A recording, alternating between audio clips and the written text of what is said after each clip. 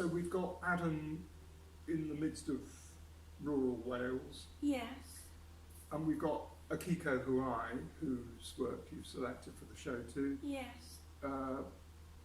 In the urban landscape. Yes. I know you went to see Akiko to think about the work Yes. that could come into the exhibition. Yes. Could you just talk a little bit about how that meeting helped the selection process, if it did? Yes. What happened as a result of your in conversation, so to speak, with her? Well, I already knew I wanted to include her. Because what I'd read of her, I love the way she writes about how she lands on a theme for a body of work. I love the way she talked about her trip to work along Farley Road. And Hackney Borough Council have surpassed themselves in the most unnecessarily interesting selection of trees that line Farley Road. I mean, it was done, I think, out of love of the tree, really. I mean, some very different and very interesting trees. And anyway, I thought I'd like to go and meet her, because she was actually drawing on her walk to work. Catherine, was working within her landscape. I work within mine. Adam was there working in his. And I'm quite reticent, really, about interrupting people in their studio. Quite shy, I think. And so what Akiko and I just intuitively did was we went to visit a tree, and one of those trees, and we both held the trunk with our hands, and that's how we met.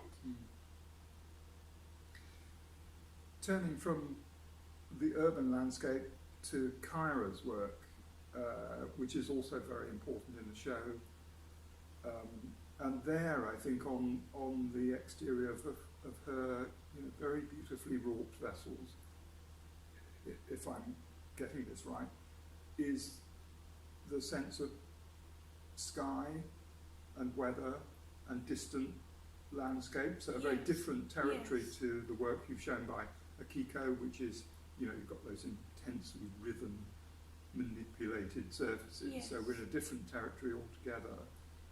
Was that the juxtaposition you wanted? And also, how does Kyra's work, how did you want it to sit with your own the particular paintings you've chosen to present as the backdrop, so to speak? Backdrop and foreground. Yes. Well, all creatures, I think, have unique lenses through which they see the world. And as I curated the space, I was wanting to bring different eyes into the space. And Akiko's work has a sort of a wonky humanity to it.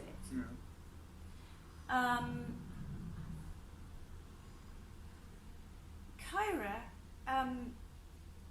her forms rise to the limit of what she can actually hold in her bowl of symmetrical beauty. And her studio was full of things that hadn't, so she's pushing in a way that, Akiko's pushing, but in a different way. Kyra is pushing her material to how she's seeing how far it will hold its form. But on that surface, she is using metal oxides, and what interested me was that they migrate in the kiln. And I'm a Fenlander. You know, I come from the Black Fenlands of East Anglia, and this is just very much part of my personal ground. I've got a pot of it over there, the Black Fenland. It moves around the surface as the firing takes place, and great field loads of earth move around in the Fenland blows of my childhood that I remember very clearly. It's weather, you know, she brings kiln weather into the work, and behind it I placed a cairngorm image which had migrating quartz sand and peat moving across its surface. The movement of stuff from Cairngorm Mountain down into the valleys. And there it was, migrating across my surface as well. So I brought them together. Yeah, I mean, very expressively, I think. Shall we just pause for a moment on Jack Docherty, whose work is also wonderful work, porcelain work is in the show. So there's Jack, based in the deep southwest in Mousehole, with a most wonderful house and studio, and his vista out to the sea. So there's a difference in his aesthetic, and clearly you've wanted to say something about that connectivity too as well. Oh yes. So my connection, I think one is attracted to things with which one can recognise a bit of oneself, maybe. Yeah. It was the vertical energy, the archetypal, it felt to me anyway, the very sort of male fire energy, concentrated, and I felt that his pots, you know, they have an extraordinary grace to them that isn't just speaking of them in themselves. They kind of go very deep. I mean, you know, I've never been to his studio. Could you tell me a bit about your sense of the archetype? Yeah. Well, I think Jack writes about it himself purposefully, that he's wanting to think about where the vessel has come from. So there is a sense in which he's thinking about, you know, the very earliest manipulation of people with clay in the crudest circumstances on essentially the common ground. And so that sense of the vessel as a fundamental human archetypal shape for the containment of food and of liquid underpins what he does, it seems to me. And yet what he wants to do is to create his own vocabulary of manipulated and thrown and indented and scarred shapes that you can immediately identify as his output, his own practice, and therefore imbue them with, I think you've used the right word, a sense of sort of grace and eloquence and silent witness to the past, yet clearly in a contemporary idiom. So he's balancing time as well as reflecting on where elemental shapes have come from and where they might be going to, but contained within the sense of the vessel. But the vessel here is not so much a container for liquid or food, but a container for space, or a container for reflection, or a container for time. Yes. And those seem to me to be very important messages that have helped shape the thesis of your show as well. Yes. There's an important element really of the hand is everywhere, isn't it? Yeah. You know, the connection with the material, with the stuff, and the skill of the hand in shaping it. Yeah. And what I find very beautiful is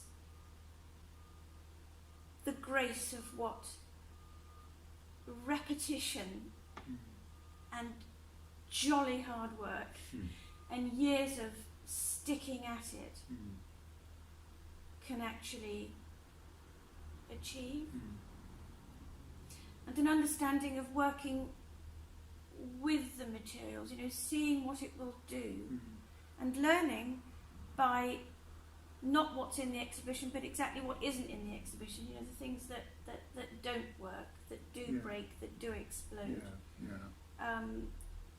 that they're not there. You know, the space is clear for that graceful, you know, that graceful movement, you know, of something that is very naturally within the movement of the sea, the Yeah. movement of the fenland blows, the movement of mountains, the potter wasp. Indeed, you know, that poem that we've included in the Yeah. show, Elizabeth Bledsoe's poem, is also a vessel, isn't it? It's also a pot, in a sense. It contains a movement down and a movement back up.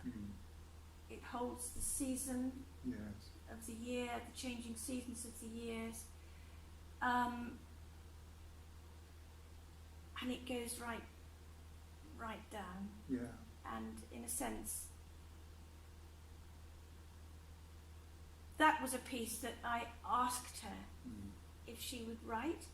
I had no idea what she would write. It was a bit like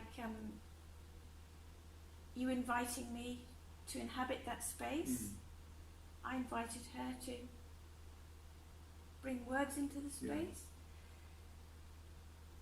And I was surprised by what she wrote, but it's absolutely spot on. Yes, it is an absolutely wonderful poem. Do you think we should read it? Definitely. Shall I have a start? Yes. This is The Eumenides by Elizabeth Bledsoe. How are we going to do this, Francis? Well, would you like me to read the bits in The italics. in italics? That would be lovely. Right. Yeah. Descent begins the day you apprehend an absence of swallows, collapse of a small house in on itself, each leaf frail a leaking boat, and your certainties shaken with them. An incremental learning through each grain of soil. Mythos. Mythago. In specific manner and shaping this, Mother. memoried matrix, Mud. myth-mouthing, mothering, dark, this common treasury, a storehouse for all, that all that is remembered in which these wasted furies, the benevolent ones, mete out their tender ministries on the cusp of a moment of balance and redress, by a beautiful and simultaneous truth breath of the under-earth, rising from the substrate. Then cherish the root in the earth that is the heart of your mother. Thank you, Francis. Thank you, Simon.